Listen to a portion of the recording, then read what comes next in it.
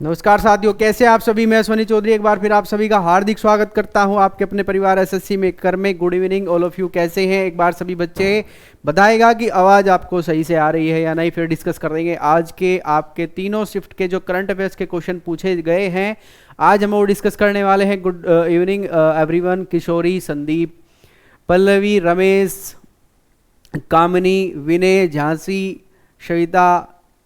चलिए एक बार सभी बच्चे सेशन को लाइक कीजिएगा और शेयर कीजिएगा, जिससे जो बच्चे हैं और भी क्लास से जुड़ सकें, ठीक है ना। और एक चीज़ मैं आपको बता दूं कि आपके जो करंट अफेयर्स के क्वेश्चन है वो भी आपके रिपीट हो रहे हैं। स्टैटिक क्वेश्चंस के साथ साथ में आपके करंट अफेयर्स के क्वेश्चन भी वो भी आपके रिपीट हो रहे हैं। इसलिए हम देखेंगे किस तरह के क्वेश्चन आपके एग्जाम में पूछे जा रहे हैं, ठीक है ना। तो एक चीज़ आपको करना है, क्या करना है, आपको सारे क्वेश्चन अपने नोट डाउन करने हैं। हो सकता है जिन बच्चों का एग्जाम नहीं हुआ उनके एग्जाम में ये क्वेश्चन पूछे जा सकते हैं, तो ये आपको लिखने हैं और रिवाइज करने हैं, ध्यान से चीज़ों को समझना है और इन्हीं के बेस पे और भी अपनी तैयारी को आपको लेके चलना है। चलिए पहला क्वेश्चन जो आपसे पूछा गया, रिपीटेड क्वेश्चन की मैं बात करता हूं। एक क्वेश्चन आपसे पूछा गया कि रामानुज पुरस्कार 2021, कौन सा रामानुज पुरस्कार 2021 से किसे सम्मानित किया गया है। 2021 से किसे सम्मानित किया गया है, मैंने आपको पहले भी बताया था। ये क्वेश्चन आपका सेकंड टाइम रिपीट हुआ है, तो ये किससे सम्मानित किया गया है एक बार जल्दी कमेंट में बताइएगा।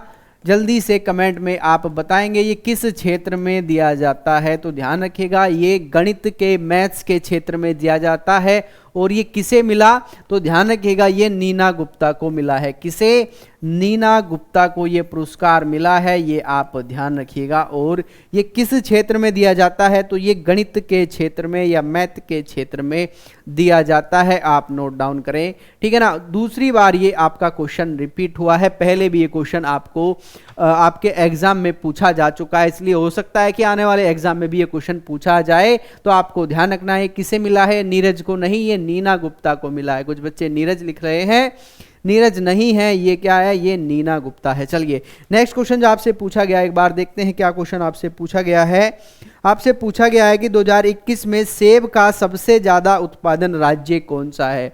ये आपका करंट अफेयर्स की क्वेश्चन होगा और ये स्टैटिक का भी क्वेश्चन होगा। कैसे, आइए समझते हैं, ठीक है ना। तो ये 2021 का पूछा गया है कि 2021 में कब, 2021 में सेकंड क्वेश्चन है, ध्यान रखना, लिख लेना इसे। सेकंड नंबर का क्वेश्चन है, 2021 में किस राज्य में सेब का सबसे ज्यादा उत्पादन हुआ है। सेब उत्पादन करने में सबसे अग्रणीय राज्य है, सेब का सबसे ज्यादा उत्पादन हुआ है। तो आप ध्यान रखिएगा, उत्पादन हुआ है, आपको ध्यान रखना है। ये स्टैटिक में भी आपका हो सकता है और आपका करंट अफेयर्स में भी हो सकता है। अगर मैं बात करूं, 3 राज्य आपको ध्यान रखने हैं। सबसे पहला आप ध्यान रखेंगे ये जम्मू एंड कश्मीर, यानी कि जम्मू एंड कश्मीर हमारा शीर्ष राज्य है। दूसरे नंबर पर अगर मैं बात करूं तो हिमाचल प्रदेश है। इसकी शॉर्ट फॉर्म में लिख रहा हूं, आप हिमाचल प्रदेश पूरा लिखिएगा, HP, ठीक है ना। दूसरा आप ध्यान रखेंगे, तीसरे नंबर पर है आपका उत्तराखंड। कौन सा है, UK, यानी कि उत्तराखंड। ये यूनाइटेड किंगडम नहीं है, कभी आप ब्रिटेन इसे समझ जाएं। ये क्या है, ये है उत्तराखंड, ये आपको ध्यान रखना है।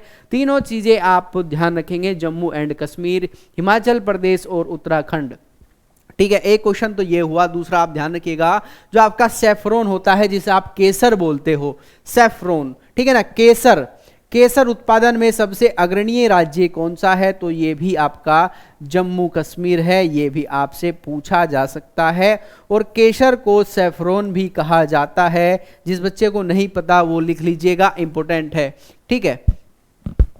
हाँ, कल मेरा पेपर है फर्स्ट शिफ्ट में, तो आप चीज़ों को देखिएगा किस तरह के क्वेश्चन आपके एग्जाम में पूछे जा रहे हैं। आप ये तो है नहीं कि आज ही तैयारी स्टार्ट की है, पहले से कुछ ना कुछ आपने पढ़ा होगा, ठीक है ना।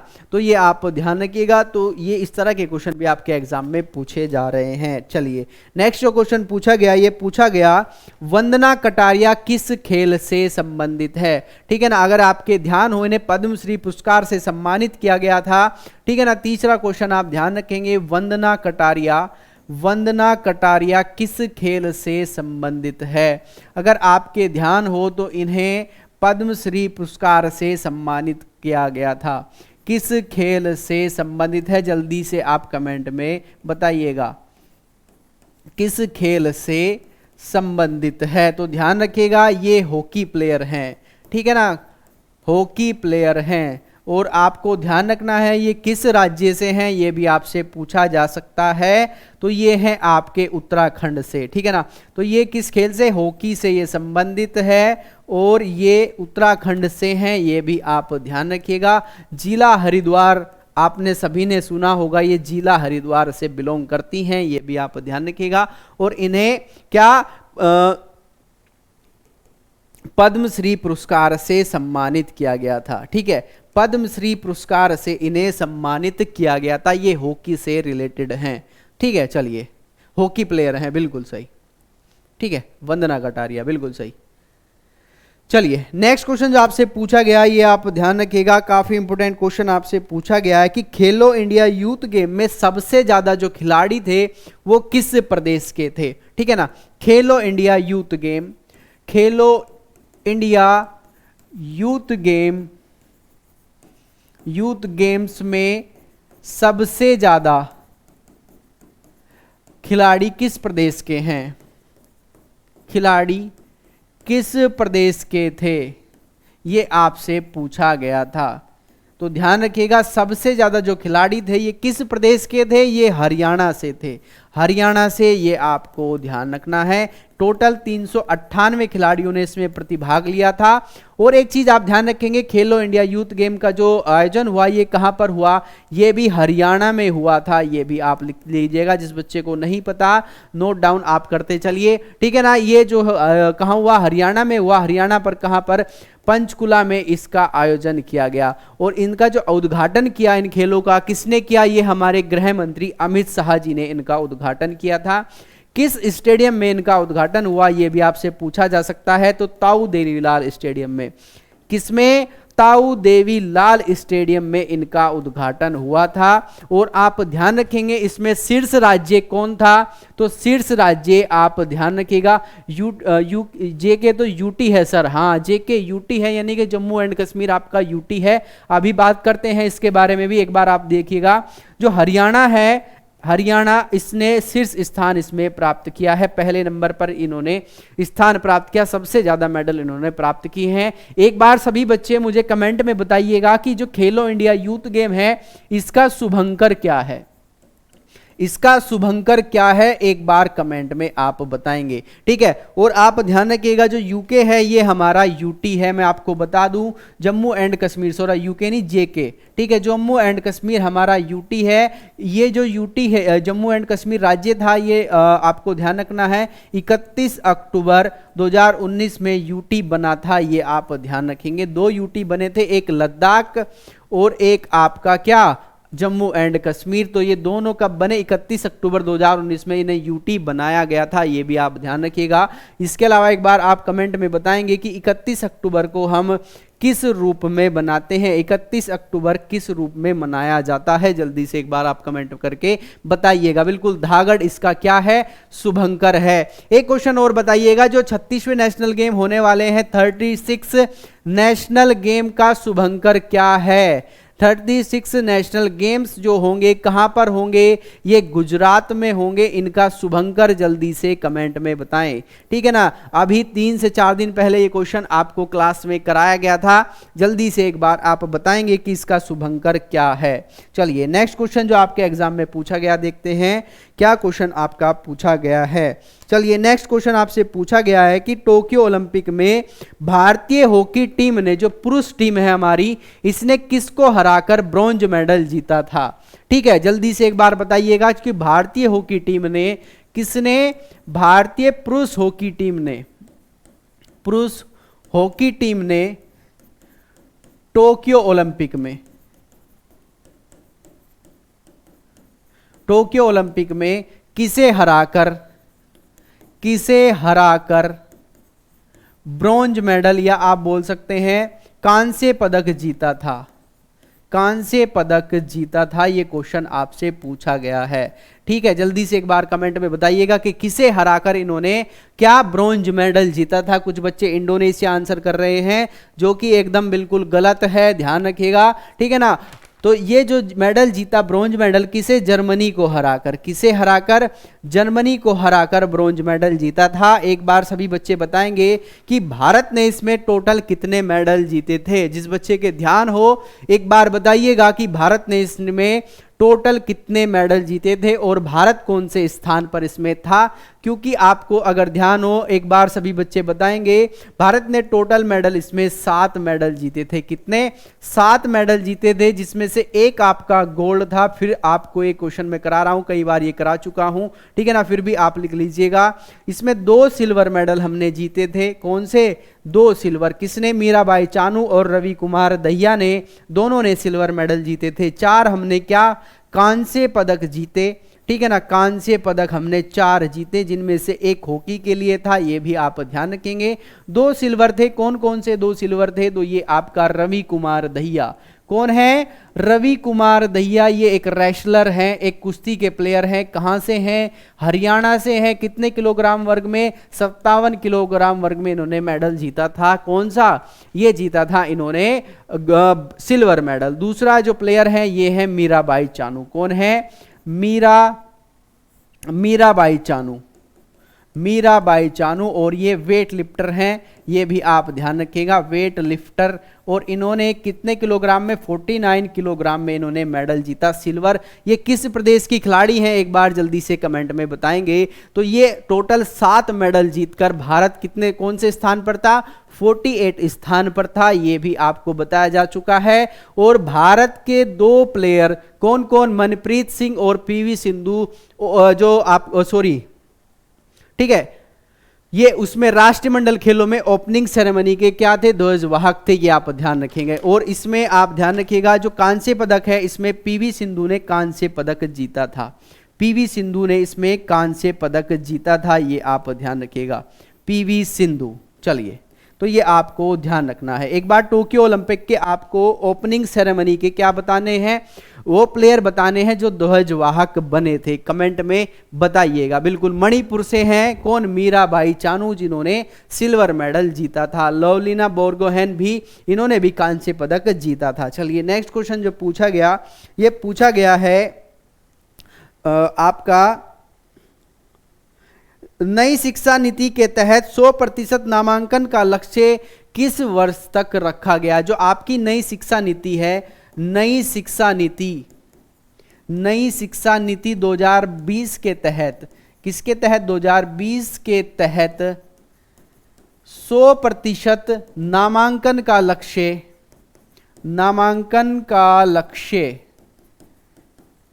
किस वर्ष तक रखा गया है, किस वर्ष तक रखा गया है, ये आपसे पूछा गया है। तो ध्यान रखिएगा, ये 2030 तक रखा गया है। कब तक, 2030 तक ये रखा गया है। एक क्वेश्चन आपको कमेंट में बताना है कि एक आप बताएंगे कि जो आपका टीबी मुक्त भारत का लक्ष्य है ये कब तक का है। जो ट्यूबरक्लोसिस है, ये बीमारी है, इसे भारत में कब तक समाप्त करने का लक्ष्य है। हो सकता है कि कल आपसे ये भी पूछ लिया जाए, तो एक बार आप कमेंट में बताएंगे कि भारत में ट्यूबरक्लोसिस को समाप्त करने का जो लक्ष्य है वो कब तक निर्धारित किया गया है। अभी हाल ही में द्रौपदी मुर्मू जी ने अभी ये घोषणा की थी, ठीक है ना, प्रधानमंत्री एक योजना थी जिसमें ट्यूबरक्लोसिस को कम करने के लिए उन्होंने एक ईयर को डिसाइड किया है कि इस वर्ष तक हम इसे समाप्त करेंगे। तो ध्यान रखिएगा, ये 2025 तक का इसमें टारगेट रखा गया है कि हम ट्यूबरक्लोसिस को 2025 तक क्या कर देंगे,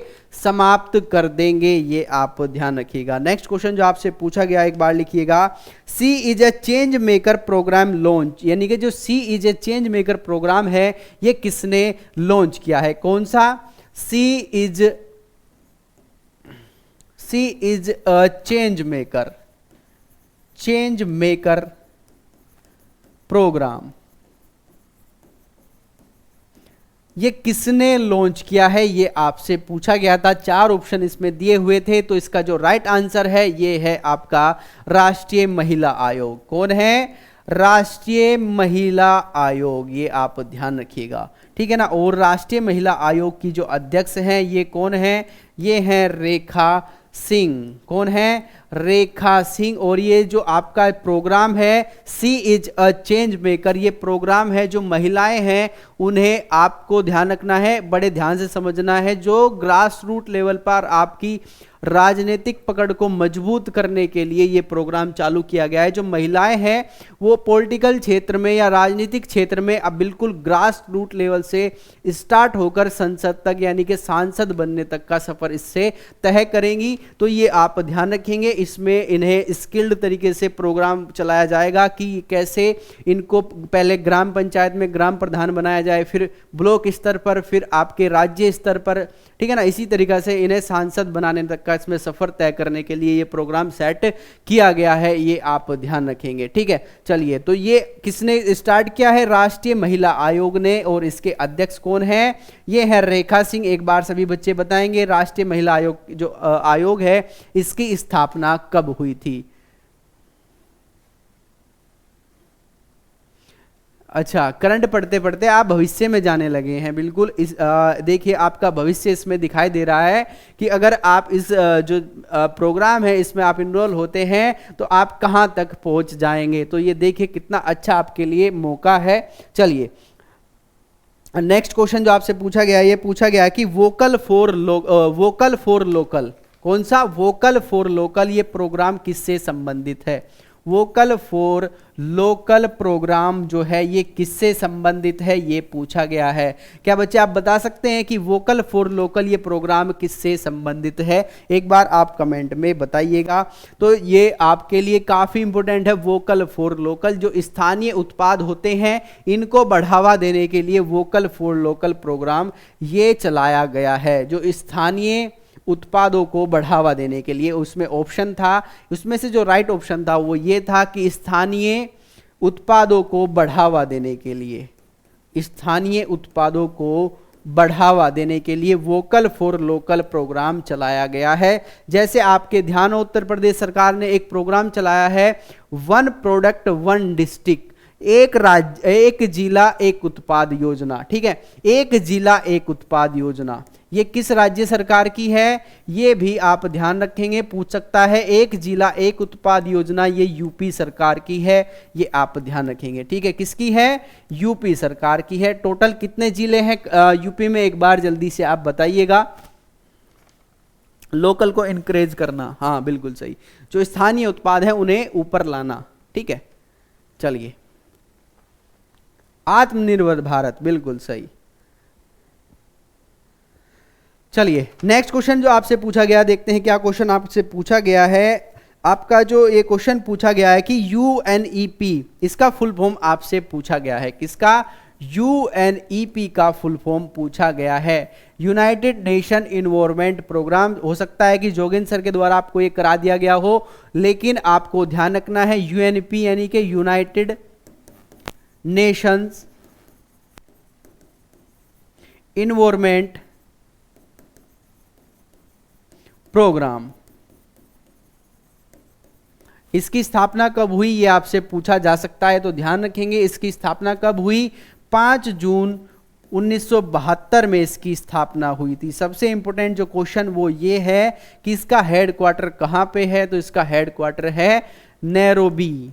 कहां पर है? नैरोबी। और नैरोबी राजधानी है किसकी? केन्या की राजधानी, ये भी आपको ध्यान रखना है। तो ये आपसे पूछा गया था कि जो आपका यूएनईपी है ये जो है इसकी फुल फॉर्म क्या है? बिल्कुल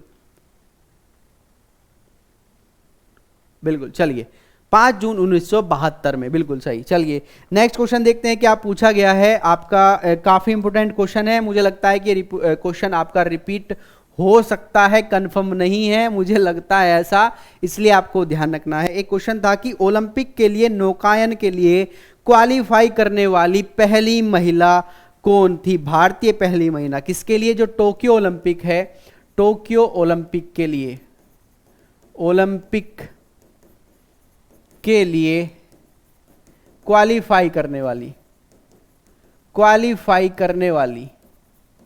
पहली भारतीय महिला कौन थी? पहली भारतीय महिला कौन थी? ये क्वेश्चन आपका पूछा गया है, ठीक है, तो ध्यान रखिएगा, ये कौन थी, ये थी नेत्रा कुमानन। कौन थी, नेत्रा कुमानन। कुमानन, ये क्वेश्चन आपका पूछा गया है। एक बच्चे ने क्वेश्चन भेजा है कि एक योजना और पूछी गई थी, नया सवेरा योजना। नया सवेरा योजना ये किससे संबंधित है? अगर किसी बच्चे के ध्यान हो तो एक बार बताइएगा कि जो नया सवेरा है ये योजना किससे संबंधित है। ठीक है ना, ये आपको बताना है कि नया सवेरा जो योजना है ये किससे रिलेटेड है। जल्दी से कमेंट में बताएंगे। नेत्रा कुमानन, बिल्कुल ठीक है, जल्दी से बताइएगा कि नया योजना जो योजना है नया सवेरा ये किससे संबंधित है। कंफर्म नहीं है कि ये जो क्वेश्चन है ये जो है नया सवेरा, पूरा बच्चा नहीं भेज पाया कि ये जो लैंग्वेज थी इसकी क्या थी, लेकिन फिर भी आप ध्यान रखिएगा जो अल्पसंख्यक समुदाय के लोग बच्चे हैं, किसके, अल्पसंख्यक समुदाय के बच्चे हैं, अल्पसंख्यक समुदाय के, उनको सिविल सर्विसेज में, किसमें, सिविल सर्विसेज जो आपकी IAS की पढ़ाई होती है उसकी कोचिंग के लिए इसमें जो अल्पसंख्यक मंत्रालय है वो इसमें क्या करेगा, फाइनेंशियली सपोर्ट करेगा। ये ही क्या है, नया सवेरा योजना है। ठीक है, तो ये आप ध्यान रखने, हो सकता है कि ये किसी राज्य सरकार की भी हो, जब हम नॉट श्योर हैं, इसमें अभी कंफर्म नहीं है कि ये किस तरह से पूछी गई। लेकिन अगर केंद्र स्तर की मैं बात करूं तो केंद्र सरकार के अल्पसंख्यक मंत्रालय ने योजना चलाई थी जिसमें अल्पसंख्यक जो बच्चे हैं उनको सिविल सर्विसेज में क्या देने के लिए, बढ़ावा देने के लिए ये योजना चलाई गई थी। जिस बच्चों का प्री निकलता है तो उन बच्चों को इसमें फाइनेंशियली सपोर्ट किया जाता है। तो ये आप ध्यान रखेंगे। ये थे आज के आपके करंट अफेयर्स के क्वेश्चन। इसके बाद